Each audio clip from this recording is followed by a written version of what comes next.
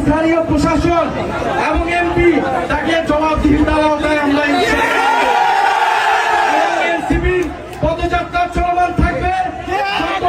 ভয় ভীতি বোমাবাজি ককটেল সবকিছুকে উপেক্ষা করে আমাদের পদযাত্রা চলমান থাকবে এবং স্পষ্ট আজকের এই ককটেল বিস্ফোরণ বোমা বিস্ফোরণ প্রশাসনের সহায়তায় হয়েছে।